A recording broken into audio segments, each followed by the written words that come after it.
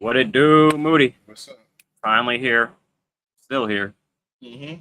We might not always be on time, but we're always on the call. You got it all. No, because I can't say the actual line because we're never on time. Well, you just say the line anyway. Yeah, it wouldn't have worked, and people would have called it out. But yes, what's up, man? We are back. Yo. I got one Percy, and it's very simple and easy. But I was scrolling through Twitter, keeping up with my, training camp and whatnot. But I came across a post about a small team out in somewhere in South America. They were low on funds and struggling to keep the business afloat. That they sold 1,000 spaces worth of sponsorships on their jerseys for $60 to like local areas, the companies in the room where they play at. And now they're fiscally at least able to survive right now. But when you look at the jersey, I'm like, I typically would hate this, but I'm like, the way they did it was actually pretty clean. Yeah. And the fact that they are small businesses and you sold it for like $60, it's like, and it kept a bunch of guys being able to keep their soccer dreams alive. I'm like, all right, hey, the jerseys don't look bad. No, obviously, as I look at this, this looks a lot better than you would think. Yeah, exactly, because it's effectively just black and white, and then with the big red stripe across. So like, it's cool that I'm sure this was probably their original color scheme, or maybe it's just a special city edition, like if it was the NBA or something like that. This would be a fire city edition, like you said, local businesses, $60, like, because I mean, when I think about that, also like, obviously North American sports are way more expensive or way more money flowing into them, but yeah, $60, that's like some. When I hear that, it makes me think of like Green Bay Packers, like being a stockholder. Yeah, you know what I mean. So it's like, I think that's the way it came out. This I like. Like I said, like typically it'd be like, oh wait, come on, because even putting a little patch on an NFL jersey or like an NBA jersey, it's like this big hoopla. But again, soccer is not uncommon, but they don't usually obviously have this many. But then again, the way they designed it, I'm like, yeah, that's the best way you can kind of go about it, and then you tie it into like, it's not like you're selling all of these Fortune 500 brands. It's like, no, it's your team, and like you guys are struggling, and the people within those cities are taking those opportunities to, sponsor themselves. But then it's also like, yo, we fuck with the team, because they wouldn't have done it if they didn't fuck with the team. Yeah. Like, you just got relegated, and you're in debt. They wanted you guys around, and so I thought that was a pretty cool story. That was my Percy. Yeah, I had a half-assed one just because of the date where I thought about ESPN the Ocho was on, but it was on the 7th. Yeah, because I was like, oh yeah, that's today. So I didn't watch anything either. Like they put up like some long clips, and shit like that. But I was really gonna change this to like, all right, that's the downfall of ESPN the Ocho. Even though like it was never a real channel. So it became a real channel. So this is gonna be the Spider-Man Brand New Day review. It got 3.5 stars, 3.75 if I'm being specific. It just went a little too long. And what did you think they could cut out? A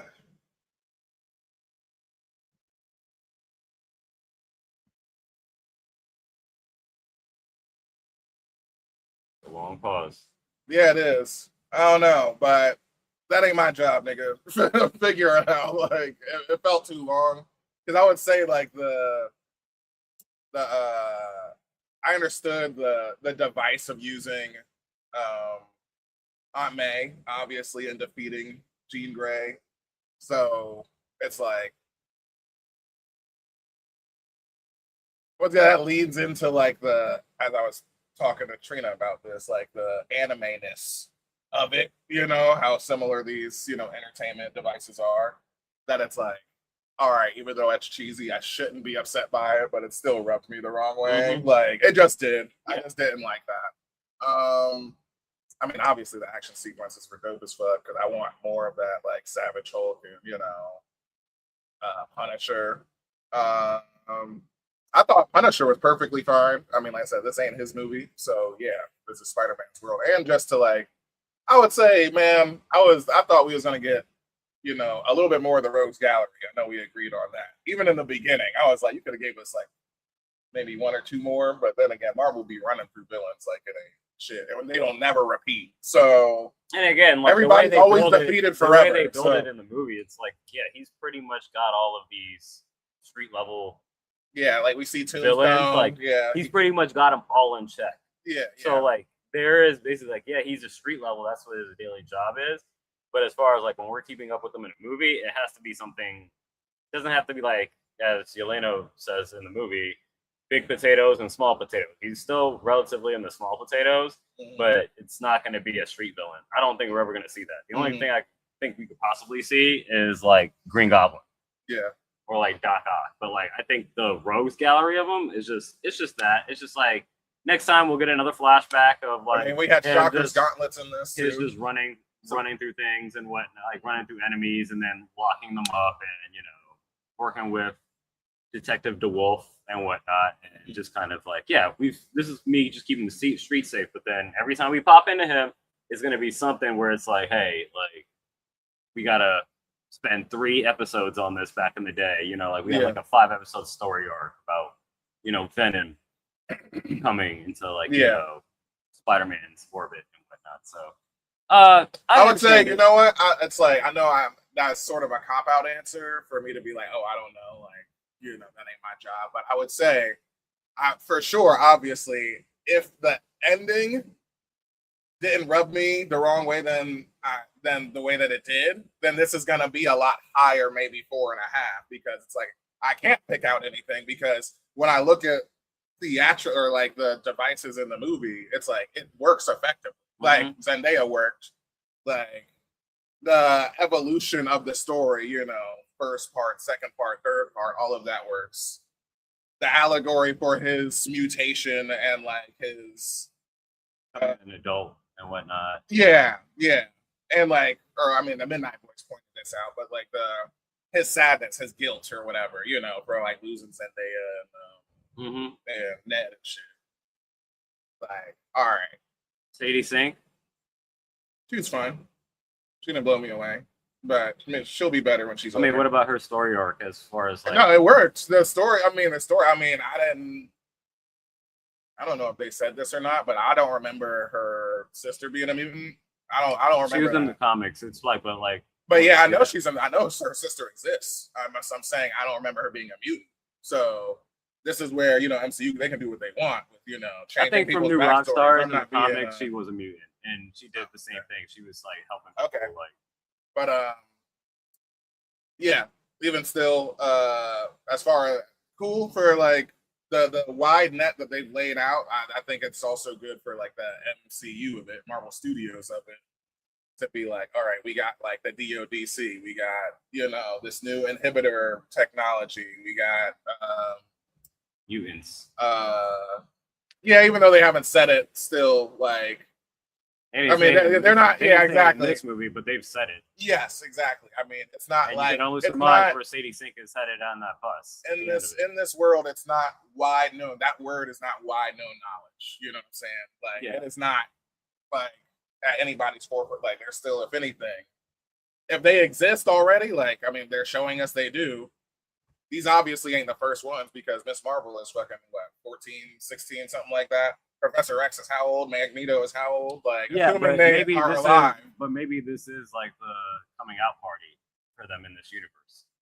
Oh, sure. It's like they've always been here, but it's been so like, again, so unknown. Professor X can fucking do his mental magic and like wipe everybody's mind in the perspective area. But it's also so dispersed. You know what I'm saying? Like, they're not as connected as like or far along as other universes may be. Yeah. And so you could say that, this is what's happening right now is the precipice of, you know. This is her inciting incident that makes her go to the professor, you know. But not to start the X-Men, but also just mutant knowledge. Oh, yeah. Within 616. Yeah, it makes sense, because it's once again in New York. Because it's going to be a hotbed topic. Shit is always happening in New York. They mention in the movie, oh, this is like, it's even a joke. Oh, this is the same street road, 13 years ago that was destroyed in the Battle of New York. And then like the fucking tank comes. It's in the beginning. So it's like, it's a lot more destruction, and all those people everybody's gonna remember this. That is on the not Governor's Island, Roosevelt Island, and in the immediate proximity of Brooklyn and like Manhattan. So whatever number, 250,000, 500,000 people that is, they're gonna remember that shit. So yeah, word's gonna get out. But let's get to this wrestling now. Let's get to it. Doors opening. Step back to allow customers to exit. Proud. How was behaved? Anthony, rewind back to the partner. Ride pro. Coming off the top rope. That's the Real Podcast.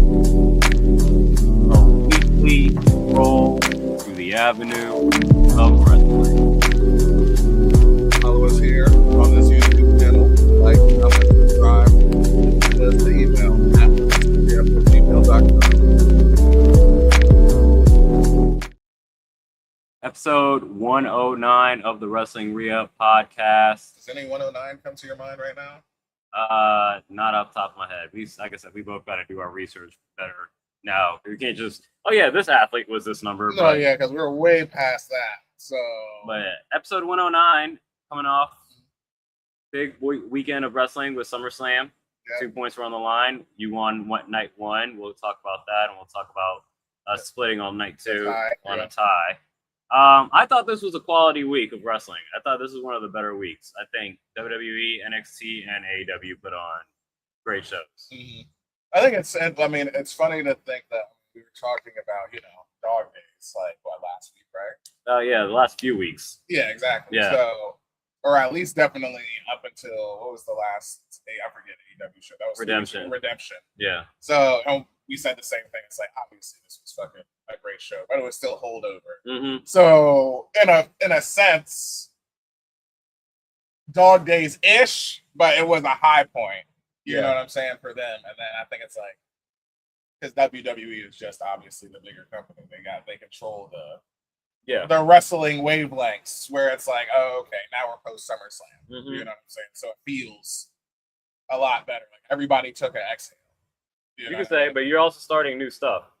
That's what I'm, or maybe exhale is the wrong way, I guess, in the sense of, we need that refreshing because we were in the dog days. Like, it's a re-energizing. That's what I wanted to say instead of exhale, but you needed a refresh, a recharge. Yeah, so refresh is the perfect word, because I call this week the Triple R week. It's a week of returns, retirements, and rivalries. You know what I'm saying? That's a triple entendre with the Indian movie Triple R. Yeah, exactly. So, but we'll get to that. Let's talk about SummerSlam. Yep. Night one. Talk about the score. Yeah. I mean, I'm having a rough one to start this season 3, but again, it's better. My approach to season 3 is way better than season 1, so I'm not really mad about it. Night one, you won by a record of 4-2. I was 3-3.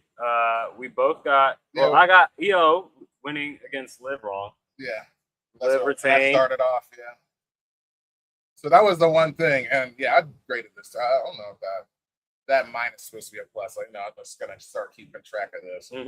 But I'd say this is a B plus, and I call this is Liv's second best win of her career. Because I would still have her beating, because that's her beating Rhea 2 years ago, still better than this. Yeah. But I'm like thinking back, I'm like, okay, beating Ronda was huge though. So I'm like, all right, where do I got her and Ronda? I'm like, well, that's the thing. I didn't like Ronda, so I inherently like this more. There's the moment, and then there's the match. Exactly. Right? So this match is better too, and versus the moment. But I was like, also character-wise, I didn't like Ronda, so it's like, well, this is inherently. And Liv was the underdog, so it's like the storyline fit. Yeah, I mean, I think even she was probably betting underdog in this too, because she is, outside of the top, when you slot all the women in WWE. Is she number 5? Is she 5? Because she ain't the top 4. Becky, Charlotte, Bianca, Rhea, Locks. Yeah. So I guess she's 5. Yeah. So that means she's above every other woman. She's above EO. She's above. Yeah, we clearly see the push. Okay. Well, yeah. I'm just saying. I'm just pointing it out that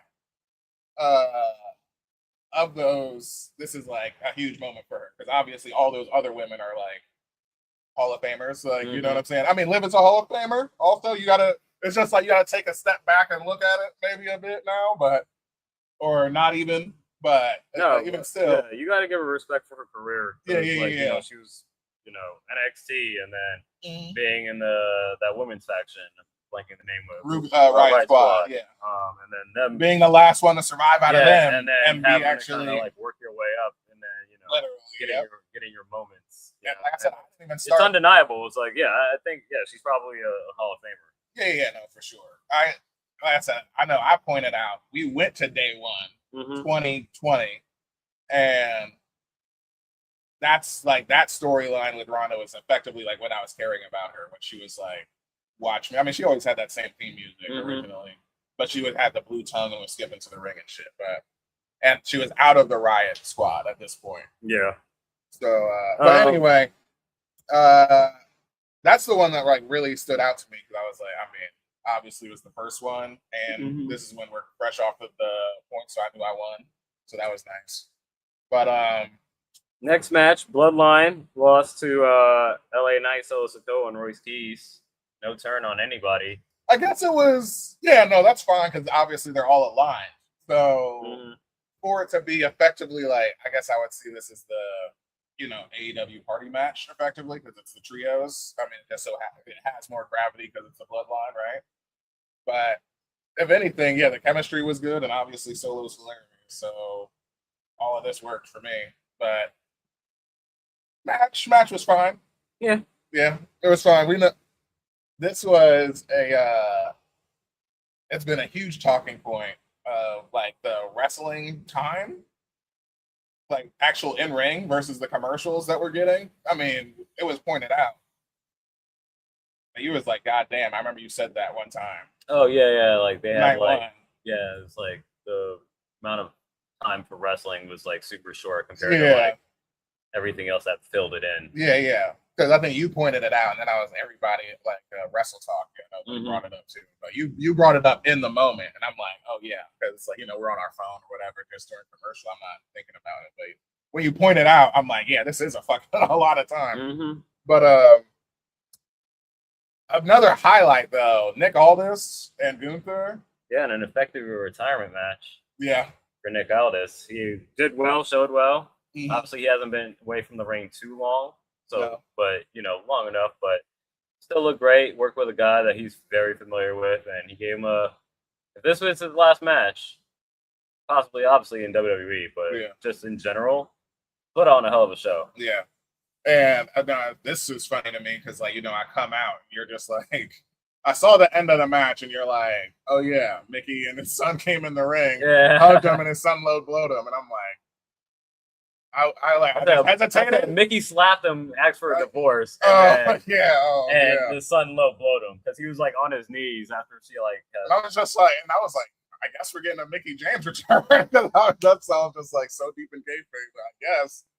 But you could just have Nick Aldis just being like back to being general manager, and then having to deal with like his divorce situation with Mickey, and then you kind of just get like vignettes and like scenes with them, and it's just more of just driving like Nick Aldis' personal life, trying to manage also a TV show, SmackDown as general manager, and how just like Spider-Man, man, just like Spider-Man, it's like the two worlds are just conflicting.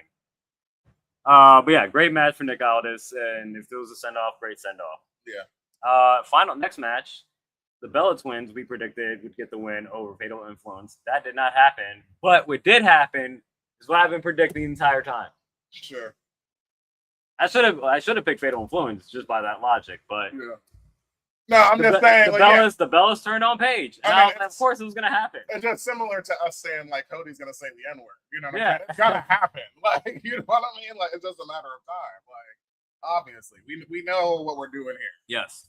We know who the Bellas are. Like, we know who Nikki Bella is specifically. And the fact that Nikki Bella lost out a WrestleMania opportunity. Yeah. And now apparently Bree's hurt with a serious shoulder injury. That's true. So it's like, that's crazy. Hey, good thing they're twins. Swap one out for the other. Yeah, they don't look like each other anymore. CM Punk retaining against Cody Rhodes. And we talk about returns. First return that we get, it's Randy Orton coming out of nowhere, RKOing Cody Rhodes. Yeah. And leading up to CM Punk outside of the ring and doesn't see this. We'll talk about that more when we get to SmackDown. But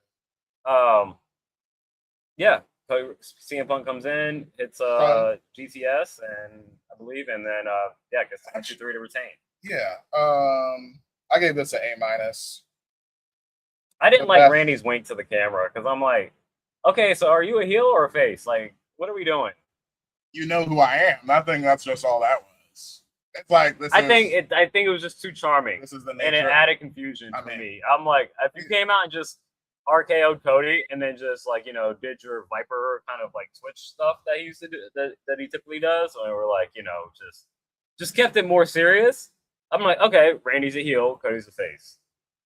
With the wink, it's just like, okay, like that's just like yeah, hey, I'm back, but it's also it's like Razor Ramon. It's like I'm the bad guy you like to like, and I'm like, in this situation, are we supposed to like you and Cody's a heel? I mean, he's another one. He's another one that's living the gimmick. You know what I mean? Like he's already at legend status, so I don't have a problem with it because I think it's just a matter of like, yeah, him living the gimmick of like being the Viper. You know what I'm saying? Yes, I'm like Randall Keith Orton, 14-time champion, whatever the fuck. Like, and I've been here for 20 years, but what y'all have, if y'all know anything about me, it's that I'm gonna strike out of nowhere. You know what I'm saying? Yeah. That's the whole fucking point. Yeah. So, like, the wink is you've seen this 37 times. That's the wink. Is that we know that this is Randy, and it's like we love when Randy does that. Okay, that's just all it is. Well. They have a confrontation on Friday that we'll talk about. And then finally, Obafemi, Brock Lesnar, Hell in a Cell, the obvious, and it should have been with no clear doubt in my mind. Yeah. Obafemi gets the win over Brock and effectively retires Brock Lesnar. He comes out later in the week on Pat McAfee, I believe, or somewhere on some podcast, and said, like, I'm retired. Yeah. So, yeah, it was on the McAfee show. It's the end of Brock Lesnar. Where they was like, oh, breaking news. And it's like, well, we know that's already. So. Yeah. This is a great match, too, because a lot of throwbacks to Brock's fights with Undertaker and whatnot, and just replicating a lot of those moments in the match. He ripped up the ring pad, did a tombstone onto the hardwood of the mat. And I think Owen obviously was supposed to, fall from grace him onto the wood, but I think at that point, he's like, I'm just trying to protect you here, bro. Yeah. Like, and got the win. And then they Brock holds up Oba's arms and then tells him, like, I'm the past, this is the future. And, basically gives Oba his flowers. Yeah.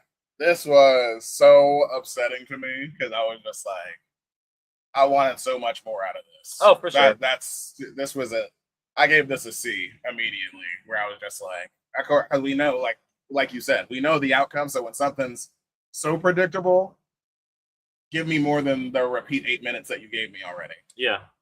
Like they didn't even, because I asked you, like I was even estimating the time of how long it was going to go. I was like, you got to give this at least 15. Like give it, even I said low, on the low end, it's got to be like 12, 13. These niggas went 8 again. And I'm like, bruh. Well, it's got to be longer than 8. Was it that 8? Shit felt like 8. Let's see, did I don't know, I didn't have Wikipedia put up the match times. You look it up real quick. 11:40. This should have went. It went 11:40. That's not enough. Or at least that there's 2 minutes of that are nothing.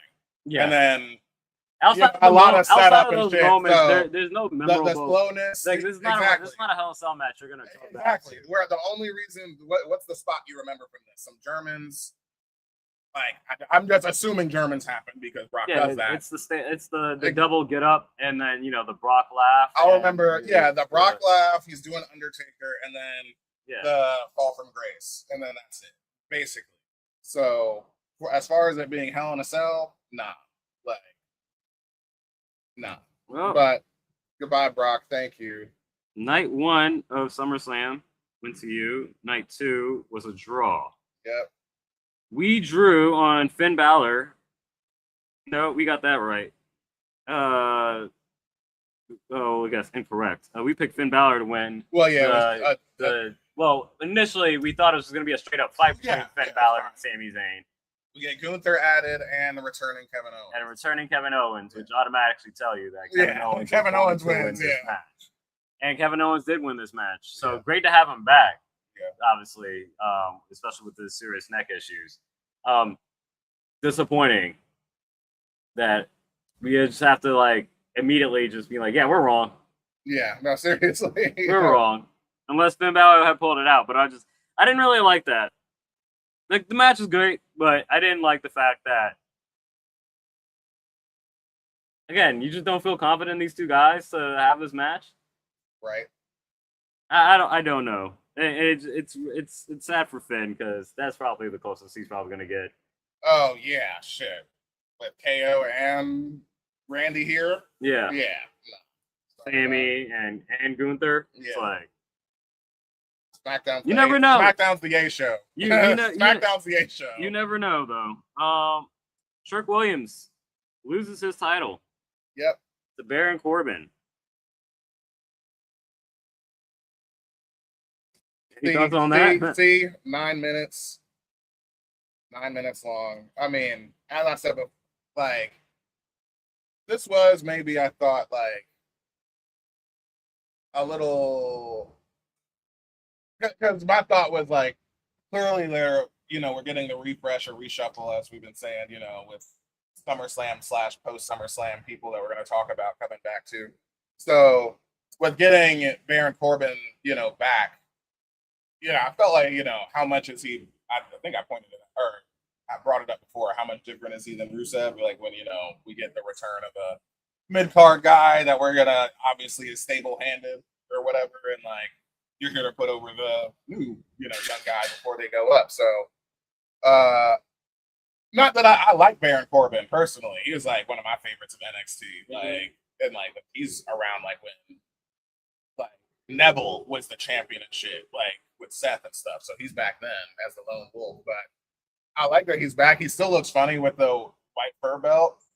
But I did say that. I was like, that's the reason Trick is retaining because he just got the white fur belt. If he only just changed up the fur to be more of the wolf, that kind of that would be dope. Yeah, you're right. That'd be cool. And he just had some coarse gray and black shit on there. Yeah. But even still, we saw later this week. I mean, he still got the white fur belt. So I'm you didn't swap it out. It just happened. He's getting it made. I know. I'm just saying, but I'm you're the champion. I think this is the presidential of one of the show, just out of bias, but it's probably Primo. Chelsea Green. It's a nomination for sure. Winning. Yeah. The interim WWE Women's Championship. And I could say that this is honestly my quick overshot. I would say this is the highest one that I had rated on the entire show. Yeah. As far as length of time, everybody's spots, having fun, and giving us a moment. Mm-hmm. This was the best thing on the entire both nights of SummerSlam to me. Yeah, for sure. Including main events. I don't give a shit. Yeah. This was the best thing. I'm so happy to get that pick right. Yeah, I had Charlotte, and that is obviously I know I said the safe pick. Yeah, and even in that conversation, I said not everybody gets a WrestleMania moment. Some people get SummerSlam moments. This would be hers. So, if there was anyone that I should have changed, it definitely should have been this one. But Charlotte was just let's make it 15, and we can make it that much closer. You know what I'm saying? So, Human Money's on a pole match. Danhausen versus Dominic Mysterio. I don't care for this match, but obviously Danhausen wins. Yeah. Staying perfect, still undefeated Danhausen. Minihausen's coming to assist, and this went 650. This should have been this long. This is the equivalent of I guess even Sami Zayn and what was it, Johnny Knoxville when they did that promo at WrestleMania. But that was actually good. Was it? I need to rewatch it. I'm not gonna lie. Sami Zayn and Johnny Knoxville was actually pretty good. I remember in the moment not liking it. So I'm a person who rewatch it. I'm a person who rewatch it. So I'll rewatch it at some point. But I'll remember that giant mouse trap and like that was like, oh yeah, because the thing broke. That's right. That's right. And he had to like or whatever. So, they were taking some bumps. They were taking those bumps. Yeah. I remember that. I think, but this is obviously 6 minutes match because you have to have a breather in between Chelsea winning her first WWE Women's Championship, and then Chad Gable defeated Penta. Yeah. To win his first singles gold. I don't look at become the Intercontinental Champion. Yeah, I mean, I know I pointed it out, but like I know I said I honestly I graded too hard because as I graded, it's like because of the time of all of these matches because this went 11 minutes where it's like these guys got fucking 20 in it. This could have been and easily like when I'm talking about Fletcher and Speedball like later this week, you know, this is the third time we've seen him like why can't it be that? I would not be surprised if there was an Iron Man match for Chad Gable versus somebody else for the IC title. We need to do that. Like he'd be the one. He'd be the one to do it. Like, he's like, sure. Like he obviously has to have like if he did that with like he still has match of the year right now. Obviously, Carmelo's going after the U.S. title, but if he did that against Carmelo, he still has match of the year right now. Oh yeah, for sure. So that's where I'm like. He's the Odyssey right now. Of the Oscars. That shit is the Uppies. And then the main event. Yeah, and like I said, and I already knew this. I was going down with the ship. I could have won the point if I wasn't just so hold fast on supporting my guy Seth Rollins. But I knew he was gonna lose this match. Yeah, and he did. Great match though. People were saying so match of the year contender. It's still not. It's not even. You still gotta that chat or El Grande's. Oh is yeah, leaps and bounds. Yeah, like, for sure. It's still even AEW this year. I'm gonna have to like look back because I still feel like that's still the one true presidential of the entire year. Like in my opinion, like for sure. So AEW, I think they might have. I don't know about presidential. I feel like they might get Will Ospreay and Kenny. Well, yeah, they got that in the bank, and they got Mercedes and Willow. Hopefully, they if they're seamless, that could be it. I mean, I don't know if it's that presidential. She's gonna win, but it depends. It's on how. It doesn't matter if you know who's gonna win. It's on how it feels. You knew the original. You knew El Grande was gonna win. There was no way Chad Gable was winning that match. Well, I mean, grew legs. That storyline grew legs of its own. Like it's insane. I'm just saying, but even in that match, Chad Gable was not winning that match. Yeah. So. But yeah, if I had just picked Roman, knowing that Roman was gonna win, I would have won this. But we ended up 3-2-1 on night 2. Mm-hmm. You said which one was better, night 2 or night 1?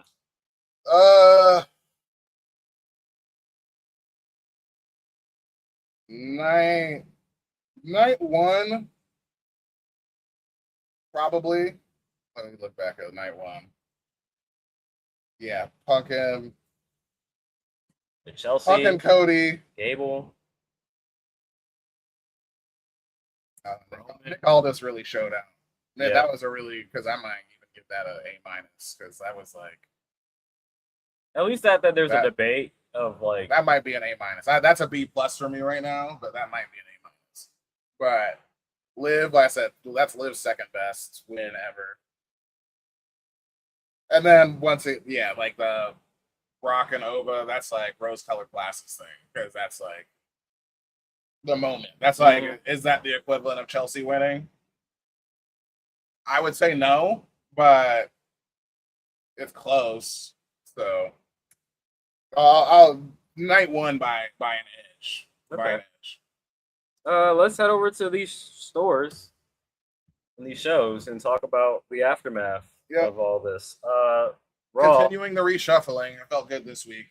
Yeah. You have 2 primos. Yep. Becky and Stephanie return. Like I said, to the top division, we get the segment of Lord have mercy. Liv. Liv talking her shit with Judgment Day ladies, and Becky returning, hearing her music, which is great. Yeah, and telling her Stephanie, that you just going out, not defending your title for 100 days, calling yourself the best champion of all time. Yeah, you're As not even lit- the best champion that slept with Dominic Mysterio. Oh shit! that got edited out on the Netflix edits after the show. So yeah, it's live, right? So you heard it like on the On the first live, recording. but if you go back and watch it now on Netflix, apparently that was edited out. They've been editing stuff for whatever reason. Yeah. And then as Liv and Stephanie, Judgment Day are leaving, Stephanie back here turns, or as our girl Naomi used to say, Stephanie Velcro. Yeah, she returns and starts whooping ass. Yeah, she did. Yeah, glad to see her back. So I did say, because I was wondering, I said my guess was that she was gonna be at SummerSlam, or that she was gonna be at the match. Like, I didn't know about interference. Well, I didn't have her interfering, but just like at the end, possibly. Yeah. But off by a day. Yeah. So, and this is like the night after WrestleMania, so there carries some weight to come back the next day. Rey Mysterio comes up to Roman Reigns at the end of the show after Jacob Fatu, which I also put that as a primo. We could just talk about that as well. So Jacob Fatu and Royce Keys had a street fight to end the show. Yep. Street fight's pretty, I had that as a mid. It was a mid, but the actual reason I raise it up is Jacob Fatu's intensity after the match, as far as just basically writing off Royce Keys for at least a couple weeks. Yeah. Samoan spiking him, not Samoan spiking, but tongue and death gripping him to death, and blood capsules in the mouth, running through and then camera shot. Yeah. Running through the ring ropes and just smashing his head. Yeah. With the hip whatever hip attack. Yeah, the hip attack. I thought he made a point, and I'm saying it's family business as he's choking him out. I'm curious to see what happens with Royce Keys, and like where does this I don't know. Like I'm like, is this a way for him to work himself up the main card ladder, or? Nah, I would say if anything, it's not gonna say like immediately he's gonna jump to it. I know. Yeah, you're giving him storylines you can care about.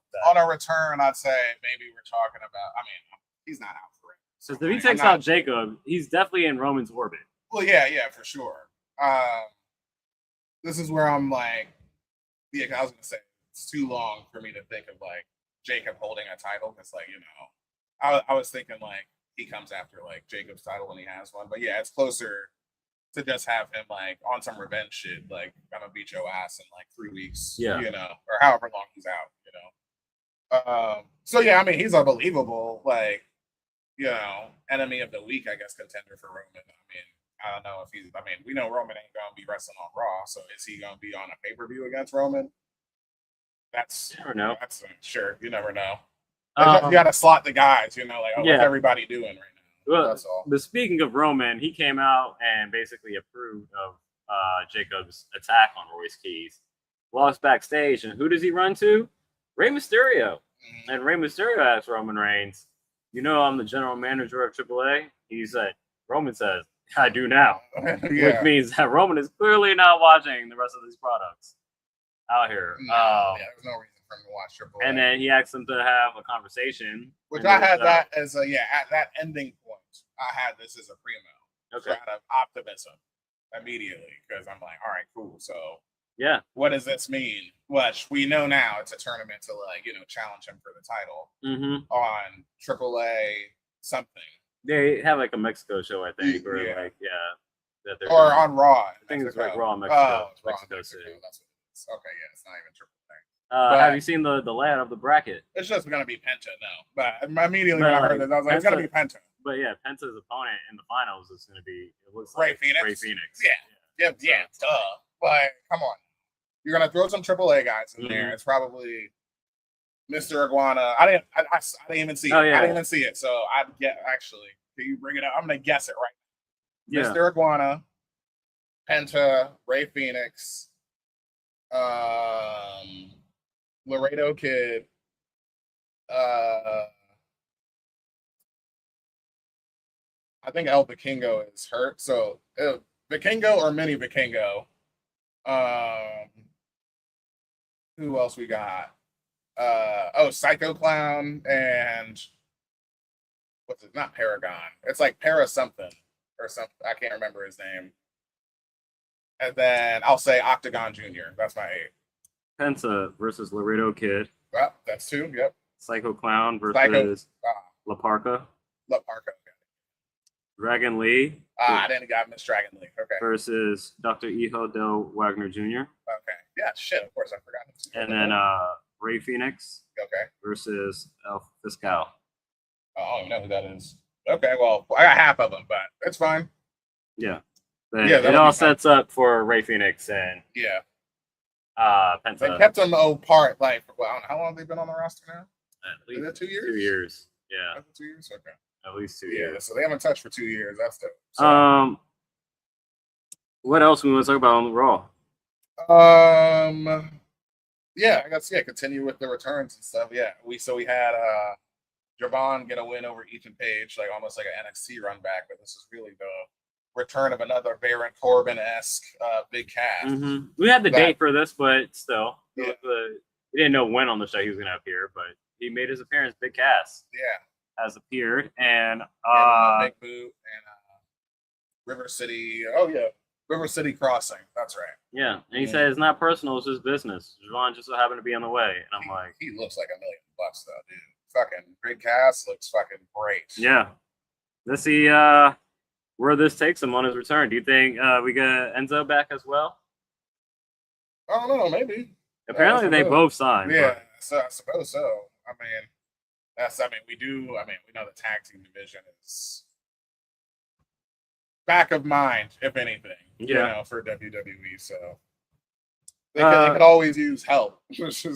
We have Chad Gable coming out to give a celebration talk and whatnot. Yeah, Penta puts him over too. Yeah, and then we get Dominic and JD coming out, work ourselves into a tag team match.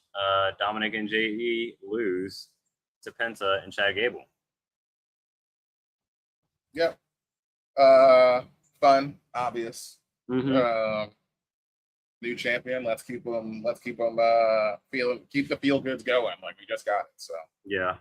And then we also had Oba also talk about kind of quick promo. Mm-hmm. And then walk out. He has a stare down. The stare down is amid the promos are shake. Yeah. It's like, all right, that's cool. And also Braun Breaker's like being petty backstage with Paul Heyman. Mm-hmm. That's your new best friend. Yeah. So I was like, okay, I like the writing for. See, that's why Braun you Breaker ain't been elevated, because you whine like a high schooler. Mm-hmm. You a grown man. And the last thing, I mentioned this already, but Judgment Day Ladies Celebration, that just crossed over with the women's return. So, yeah, that was Raw. Let's head over to the bodega and talk about NXT. And, yeah, the highlight, I would say, is not surprising, just knowing that this is probably the end of Lola's time on NXT. But Lola got her first loss in her match, the NXT Underground match in general, because I imagine she would carry that over to the main roster. But yeah, Kendall Gray makes Lola Vice tap, and basically we assume ends her time at NXT for now. Yeah, I guess with oh shit, we forgot about. Oh no, that was SmackDown. Never mind. I'll mention that later. But yeah, with Lola going up, it's something that's needed for sure. Mm-hmm. I would assume that she's on Raw. But she's got to be with Damian. Yeah, she doesn't have to. They're not married. They're together though. They're together. But yeah, you're right about that. I didn't think about that. So yeah, I guess maybe she's on SmackDown. But yeah, good win for Kendall. Yeah, we're just putting over the next one. Like I said, she's done. So good to see it. I mean, I think it was funny to see the head wrap. Like, so clearly she like busted her head, and they were like, "Nah, hold on." I'm like, "Yo, that's a TKO." Like, if she bust her head to the point where you need a medical stoppage to wrap her head up, like, because it's not like there's rounds. There's no rounds in NXT Underground. It'd be different if this was MMA, and then you wrapping her head up, but it's not. So that's just a funny thing. I don't think a medical staff did it. I would have to go back and rewatch that part. Yeah, the whole like match. Either that Saquon shirt or like Kendall. Saquon shirt. Yeah, maybe it is. Or like Saquon that's shirt. like Ren Sinclair gave her something. Man, to like Saquon. wrap her head. Yeah. I'm sure it was probably Ren. It'd be dope if Saquon was part of Ren UCC. That'd be fire. He has a lot of backstage like stuff with them, especially on social media that they do. They seem to be enjoying their company together. Keanu Carver finally gets a win over EK Prosser. Who would ever think about saying that? But I guess they showed up a great match. Yeah. That, and again, Keanu's looking like he's playing more of a face now. He even gave EK his props after the match. Yeah, I think I wouldn't say that was a face moment. Once again, you gotta put some words behind it, because if anything, this story is being told in ring. This is a completely in ring story for them too. So with that happening, I read that more so as like, yeah, like he earned, like, I guess because he got this win, he stopped being salty, and it's like, all right, yeah, I respect you now. That's like low-key how I kind of just took it. But yeah, we'll see. I mean, I don't see him being friendly with other people just because he got a win over EK Prosper. Like, I see that as an isolated incident. That's all. We'll see. Your boys, Vanity Project, lost their tag team titles to Miles Bourne and Tavion Heights, which I'm kind of surprised by, because I'm like, the whole story with them just seems like Tavion is eventually going to turn on Miles Bourne, or maybe the other way around. But they were going to lose they were going to turn. Somebody's going to turn on one another. Yeah. Now they have titles.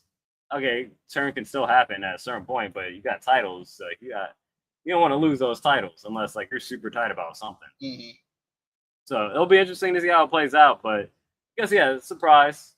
Yeah, that's how long is it until we get like a Zarya Soul situation?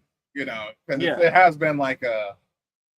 It's clearly shown that Tavion is way more annoyed with Miles Bourne. Yeah, no, absolutely. Like Miles Bourne is just like, maybe he doesn't pick up, maybe he's not picking up on it, but clearly like Tavion is annoyed.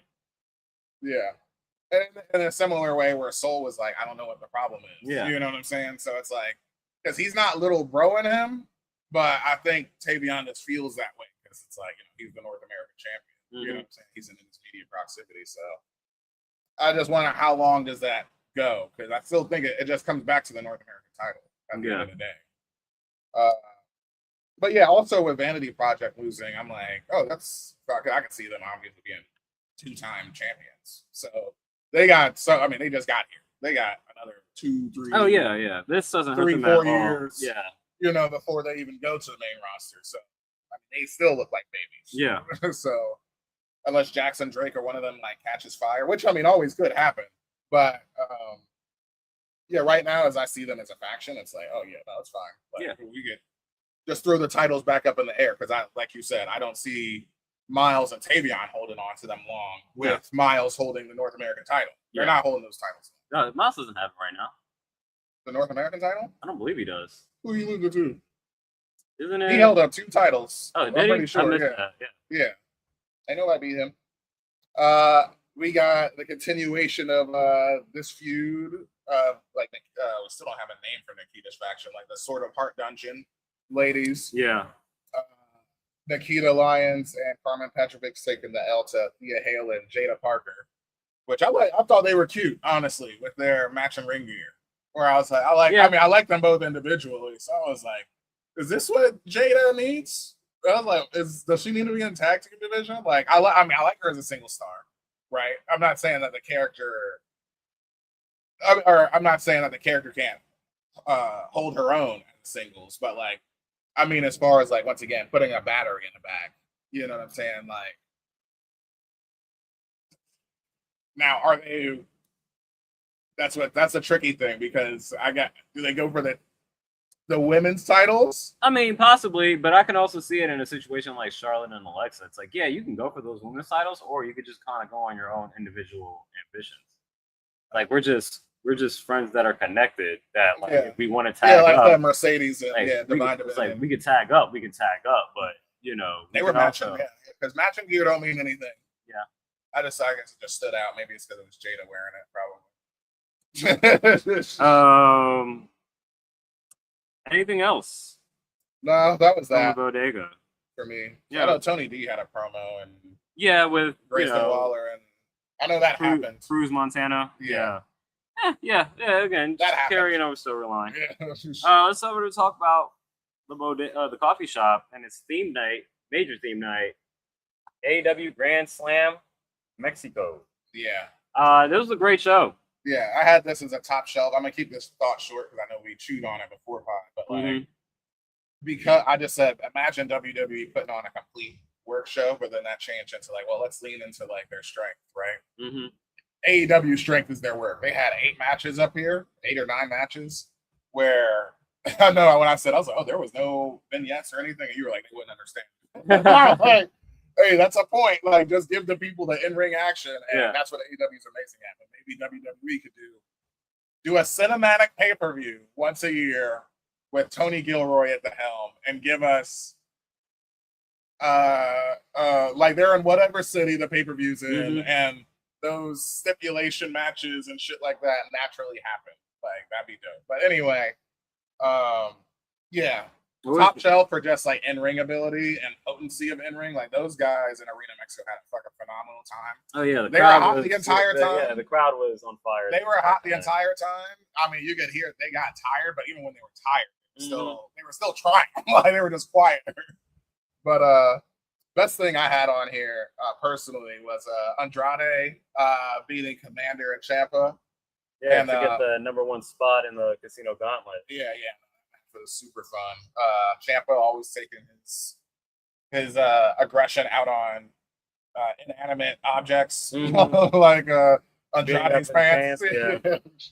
It's always something. Doing like his finisher, Project Ciampa, and everything. But Andrade gets a win after amazing match, but also MJF returns. Yeah, another return. That's like return number 4 this week. Yeah, and you're right. It is, and 5. Yeah, 3. Yeah, Becky, Stephanie, Big Cass, Kevin Owens, Randy Orton. Yeah, and you get MJF. So that's 6 right now. Yeah, 6 on the week. Taking his the Dynamite Diamond ring back. Remember Andrade took it from him, and I was like, oh yeah, that's right. And bringing out the old Triple B belt and saying, I'm the real champion. So it's like, all right. I feel like you could have said something else. I don't know. I feel like I'm the real champion. I mean, he lost clean. But he put himself into the match next week to find out the #2 spot and the Casino Gauntlet match that's going to happen. And he talks about he's going to win that, and he doesn't care whether, Sure, I guess the Belt Machine or the Aerial Assassin is going to win. I'm going to be the highlight of. I guess my thought is you shouldn't have the Triple B. Like, I understand that's his custom belt, right? So I get it, but it's like you're not the champion, so you shouldn't have your actual not real belt around. You know what I'm saying? So I get it, but I'm just like, you could have just said that without the Triple B. I'm arrogant like that. Like, you could have just done all of that without the Triple hate B. The game. Don't hate the player, hate the game, bro. No, I hate the swag. Like, that's what I hate, the player swag. I don't hate the player. Fletcher and Speedball. Yeah. Again, great match. It just annoys me that I'm like, he's not winning this title. So yeah, you're gonna give me a great match, but it's all for naught. Like, I don't want to see 5 kickouts because I know this nigga's not gonna win. You didn't think he was gonna win when he hit him with Ultimate Weapon? No. No, he's busy working. Come on, what was the percentage at? And when he hit Ultimate Weapon, what was the percentage at? It's peaked at 3%. Damn, he said 3. Not even, I can get a 5 out of you? No. Dang. Because he's working. He has more important things to deal with Okada and Takeshita. Like, what are we talking about? Yeah. So that's my. I mean, I'll still leave it as a primo, but he's not winning this match. No. The funnest mid thing that happened for me was Willow and the Brawling Birds getting the win over Mercedes and Divine Dominion. Yeah. And if anything, I'll say I don't know if it was surprising to see Mercedes take the pin. Like, but my knee jerk is also, that was my knee jerk. But then I have logic. So right after that, I'm like, she is the champion. Like, if she can pin anybody, like, if anybody can pin Mercedes, it's the champion. Right? Yeah. So, and rivalry storytelling, right? But I'm like,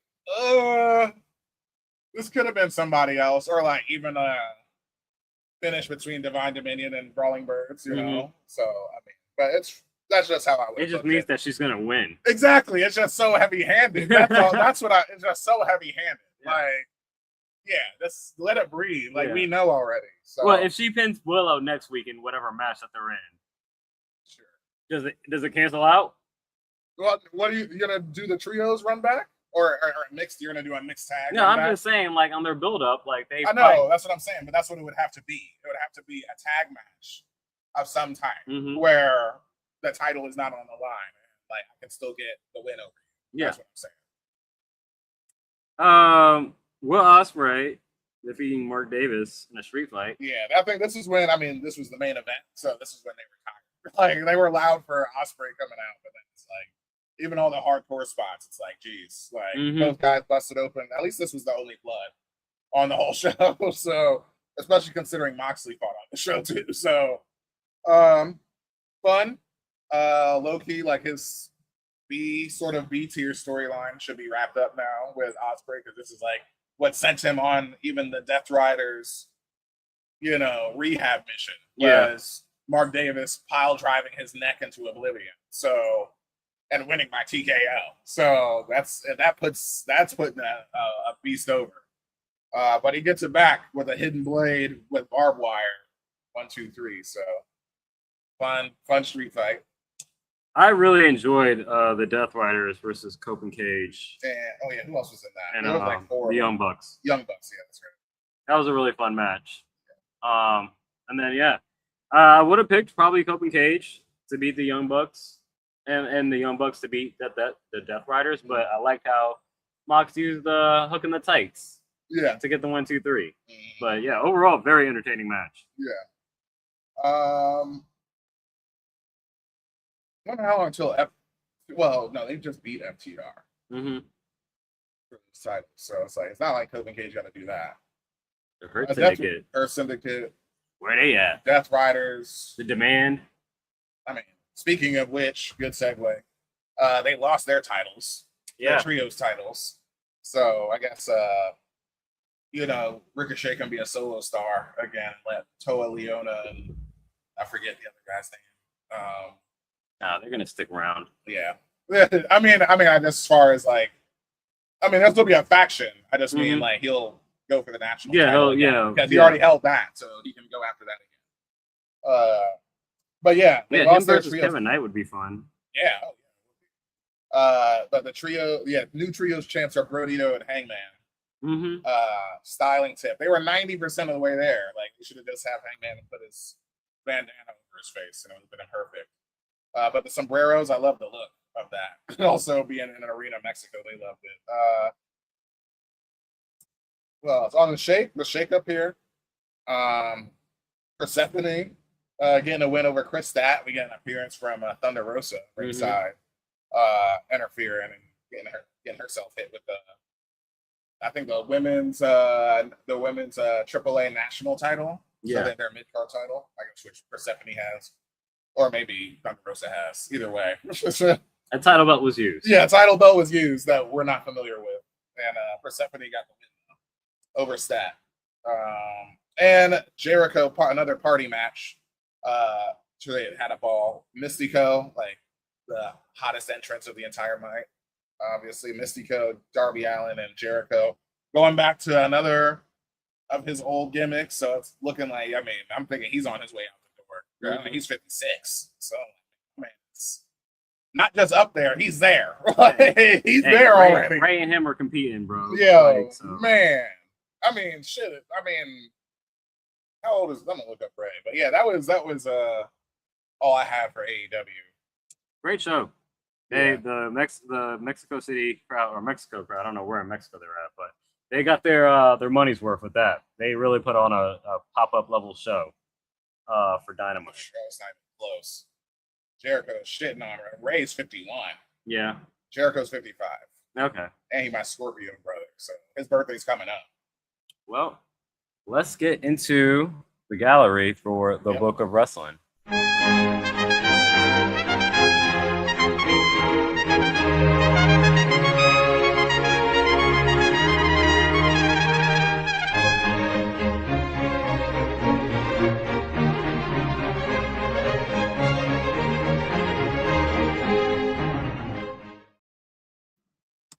How many we got in the gallery? I'm assuming 2, and the other one is just reference, so you didn't have to click back. 2.5. Yeah. Okay. I'll correct it. I accidentally posted like the entire page. Yeah, I was like, I looked at it, I was like, I don't know how to read this. Yeah, no, I fucked up. But yeah, I'll start with that one actually. I had it as just a great moment in Japanese wrestling history. But the Great Sasuke, which this was actually where forgive me, El Generico, Sammy's lucha mask comes from, is the Great Sasuke. Defeated Ultimo Dragon in the final of the J Crown tournament. This was August 7th, 1996, to win a total of 8 different title belts. He won in this match, like at once. So collectively known as the J Crown. Included the Hall of Fame titles of the WWF Light Heavyweight Championship was part of this, the IWGP and NWA Junior Heavyweight Championships, the British Commonwealth Junior Heavyweight Championship, and other, like 3 others. So Mercedes should have this type of match. Yeah, just where like all like 8 of them. Like when she wins the AEW Women's Championship, she should just like, I want to face all of these goddamn women for their title at the same time. And yeah, like a gauntlet match. Like, yeah, and I'm gonna win. Yeah, but that's what the moment was. Everything else was just like a huge. Yeah, I posted the whole page. Okay. Accident. Yeah. I'll take August 6, 2001. I walked so Shinsuke could run. Tajiri defeated X-Pac on Monday Night Raw to win their WWF Light Heavyweight title in his only run with the belt, and he lost it back to X-Pac 2 weeks later. Yeah. I mean, there's obviously other great, Japanese wrestlers in history, WWF history, but when I think about my childhood, I mean, when I think of that Green Mist and that cruiserweight run of Tajiri, the Japanese buzzsaw, man, that was the tarantula. The tarantula, for a guy to just put he honestly, you talk about kayfabe, he was the only guy for Shawn Michaels with the super kick, just literally the buzzsaw, it was just the kick to the head, as they were kneeling and they would kick him to the head. Everybody does that, but it was just like a temple shot. It was like, nah, he knocked your ass out. I believe that shit. So, shout out to Tajiri. Yeah, just some Tajiri love right there. And the last one, this would be 2.5. This would be our match. If I had a recommendation for you, this was Kenny and Okada before Kenny Okada. August 5th, 2006, Bryan Danielson and Samoa Joe fought a legendary 60-minute draw. You're just talking about Iron Man matches. For the Ring of Honor championship at stakes at Ring of Honor's Fight of the Century in Edison, New Jersey. And I found the match. So that bitch is truly an hour and 9 minutes long. So just talk about guys in their prime. Definitely got to check that out. And I said that because I'm pretty sure that was the 3rd match between Kenny and Okada, because Kenny had beat him, but that was match 2. Because Okada beat him, and then they went to a draw, and then he was about to win, and Okada, there was interference, and then he finally won in the 4th one. So there's a huge quadrilogy of those guys. Yeah, that's the book of wrestling for the week. Let's head over to SmackDown, or also known as the Boutique. Pretty good episode for SmackDown. We had Cody start off the show, called out Punk to ask him, did he know that Randy was going to be there? Mm-hmm. And he was like, bro, I was outside of the ring. Which we knew I don't know anything. You pointed that out in the moment. It was CM Punk didn't see that.